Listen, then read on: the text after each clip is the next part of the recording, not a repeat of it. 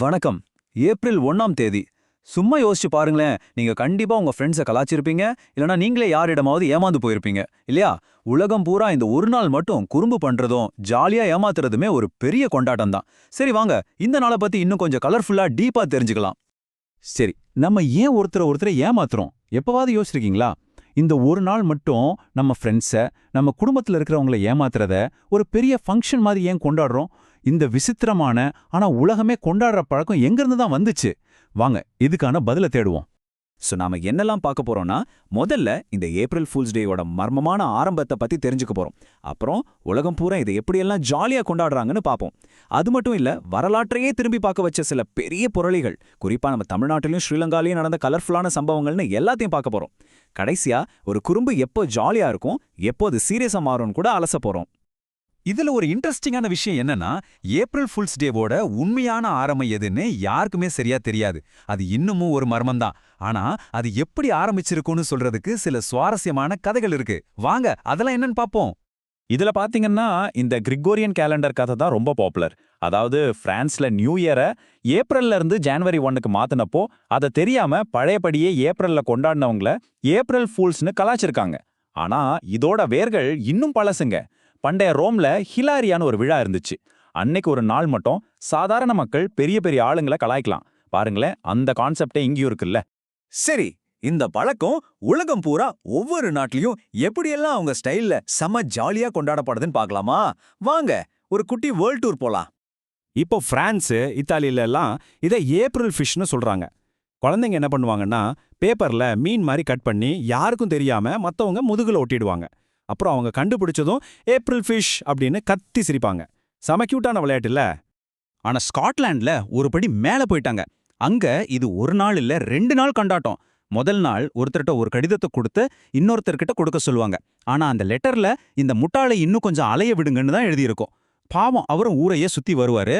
2வது நாள் இன்னும் மோசம். முதுகுல என்னை கில்லுன்னு ஸ்டிக்கர் ஒட்டி விட்டுருவாங்க. அடேங்கப்பா, என்ன ஒரு குறும்பு! நம்ம இந்தியாவுக்கு வந்தா இந்த ஏப்ரல் ஃபூல்ஸ் பண்ற குறும்புத்தனம் எல்லாம் நம்ம ஹோலி பண்டிகையோட நல்லா மேட்ச் ஆகும். ஹோலிலையும் கலர் பூசி விளையாடுறது, கேலி கிண்டல் பண்றதெல்லாம் சகஜம் தானே? இதிலிருந்து என்ன தெரியுதுன்னா, ஒரு நாள் மட்டும் நம்மளோட எல்லா ரூல்ஸையும் உடைச்சிட்டு ஜாலியா சிரிச்சு மகிழணும்னு நினைக்கிறது ஒரு யுனிவர்சல் ஃபீலிங். இப்ப நம்ம பார்க்க போறது தான் இந்த பகுதியோட ஹைலைட்டே. சில சமயம் பெரிய பெரிய மீடியா நிறுவனங்களே மக்களை மொத்தமா முட்டாளாக முயற்சி பண்ணிருக்கு. அதுவும் நம்ப முடியாத அளவுக்கு சக்சஸ் ஆயிருக்கு. வாங்க அதை பத்தி பார்ப்போம். யோசிச்சு பாருங்க, ஸ்பெகேட்டி மரத்துல வளருதுன்னு சொன்னா நம்புவீங்களா? ஆனா 1957ல பிபிசி சேனல் சுவிட்சர்லாண்ட்ல விவசாயிகள் ஸ்பெகேட்டிய மரத்திலிருந்து அறுவடை பண்ற மாதிரி ஒரு வீடியோவை காட்டினாங்க. அப்பெல்லாம் பாஸ்தா அவ்வளோ பழக்கம் இல்லாததால ஆயிரக்கணக்கான மக்கள் இதை உண்மையா நம்பி எங்க வீட்ல ஸ்பெகேட்டி மரம் வளர்க்க முடியுமான்னு ஃபோன் பண்ணி கேட்டிருக்காங்க. அடடா, இது ஒரு செம்ம மார்க்கெட்டிங் பிராங்க்ங்க. டாக்கோ பெல் நிறுவனம் என்ன பண்ணுச்சுன்னா, அமெரிக்காவோட தேசிய சின்னமான லிபர்ட்டி பெல்லையே நாங்க காசு கொடுத்து வாங்கிட்டோன்னு பேப்பர்ல ஒரு முழு பக்க விளம்பரம் கொடுத்துட்டாங்க. இதை பார்த்துட்டு மக்கள்லாம் பயங்கரமா கோவப்பட்டாங்க. ஒரே சலசலப்பு. அதுக்கப்புறம் தான் சும்மா ஏப்ரல் ஃபுல்க்கு சொன்னோன்னு சொன்னாங்க. எவ்வளோ பெரிய பப்ளிசிட்டி பாருங்க. இது எல்லாத்தையும் விட ஒரு காமெடியான பிராங்க். பர்கர் கிங் லெஃப்ட் ஹேண்டர்ஸ்க்காகவே ஸ்பெஷலா லெஃப்ட் ஹேண்டட் வோப்பர்னு ஒன்னு கொண்டு வந்ததா விளம்பரம் செஞ்சாங்க. அதுல என்ன ஸ்பெஷல்னு கேட்டா, பர்கருக்குள்ள இருக்கிற ஐட்டம்ஸ் எல்லாத்தையும் 180 டிகிரி திருப்பி வச்சிருக்காங்களாம். நம்ப முடியுதா? ஆயிரக்கணக்கான பேர் இதை உண்மையா நம்பி ஆர்டர் பண்ணிருக்காங்க. சரி, உலகம் போரா சுத்தியாச்சு. இப்ப நம்ம ஒரு பக்கம் வருவோம். தமிழ்நாட்டிலையும் ஸ்ரீலங்காவிலையும் நடந்த சில வேற லெவல் பிராங்க்ல பத்தி பார்க்கலாம். இதெல்லாம் தான் நிஜமான கலர்ஃபுல் சம்பவங்கள். 2013ல ஸ்ரீலங்கால ஒரு நியூஸ் பேப்பர் என்ன பண்ணாங்க தெரியுமா? அப்போ தமிழ்நாட்டோட முதலமைச்சரா இருந்த ஜெயலலிதா அவர்கள் கொழும்புக்கு வந்து காலிமுகத்திடல்ல பேச போறதா ஒரு நியூஸை போட்டாங்க. அவ்வளவுதான். 2 நாட்டிலையும் ஒரே பரபரப்பு, அரசியல் சலசலப்பு. கடைசியில தான் தெரிஞ்சது அது ஒரு பெரிய ஏப்ரல் ஃபுல் பிராங்க்னு. எவ்வளோ தைரியம் பாருங்க. கிரிக்கெட்னா ஸ்ரீலங்கன் ஃபேன்ஸ்க்கு உசுரு. அதை சரியா பயன்படுத்திக்கிச்சு ஒரு நியூஸ் பேப்பர். ரிட்டையர் ஆன லெஜண்ட் குமார் சங்கக்காரா மறுபடியும் டீமுக்கு வந்து ஆட போறாருன்னு ஒரு செய்தியை வெளியிட்டாங்க. இதை கேட்டதும் ரசிகர்கள்லாம் கொண்டாட ஆரம்பிச்சிட்டாங்க. ஆனா சில மணி நேரத்திலேயே அது ஒரு ஏப்ரல் ஃபுல் நியூஸ்னு தெரிஞ்சு ரொம்பவே ஏமாந்து போயிட்டாங்க. நம்ம தமிழ்நாட்டுக்கு வந்தா குமுதம், ஆனந்த விகடன் மாதிரியான பத்திரிகைகள் பண்ற ஏப்ரல் ஃபுல் அட்டகாசங்களுக்கு அளவே இல்ல. ஒரு தடவை டைரக்டர் கே பாலச்சந்திரனுக்கும் நடிகை குஷ்புவுக்கும் ரகசிய கல்யாணம்னு ஒரு புரளியை கிளப்பி பெரிய சர்ச்சையே உண்டாக்கிட்டாங்க. அதே மாதிரி ஒவ்வொரு வருஷமும் தலைவர் ரஜினிகாந்த் அரசியலுக்கு வர்றத பத்தி ஒரு எக்ஸ்க்ளூசிவ் நியூஸ் போடுறது வாடிக்கையாவே இருந்துச்சு. ஓகே, இவ்ளோ நேரம் சிரிச்சு பேசிட்டோம். ஆனா எல்லா குறும்புத்தனமும் சிரிப்புல முடியுதா? ஒரு ஜோக் எப்போ எல்லை மீறுது? ஒரு சின்ன கேலி எப்போ ஒருத்தரோட மனச காயப்படுத்துற கொடுமையா மாறுது? இத பத்தி தெரிஞ்சுக்கிறது ரொம்ப முக்கியம்.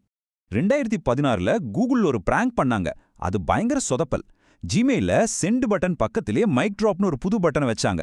அத தெரியாம யாராவது அழுத்திட்டா அவங்களோட முக்கியமான இமெயில் பேச்செல்லாம் ஒரு கார்ட்டூனோட பாதியிலே முடிஞ்சிடும். இதனால சிலர் அவங்க வேலையை இழந்ததா செய்திகள் வந்துச்சு. பாவம் இல்லையா? அப்போ ஒரு நல்ல பிராங்க்கும் ஒரு மோசமான பிராங்க்கும் என்ன வித்தியாசம்? ரொம்ப சிம்பிள். பிபிசியோட ஸ்பெகட்டி மரம் மாதிரி ஒரு நல்ல பிராங்க் யாருக்கும் எந்த பாதிப்பும் இல்லாம எல்லாரையும் சிரிக்க வைக்கும். ஆனா கூகுளோட மைக் டிராப் மாதிரி ஒரு மோசமான பிராங்க் மத்தவங்களுக்கு பெரிய பாதிப்பையும் வலியையும் கொடுக்கும்.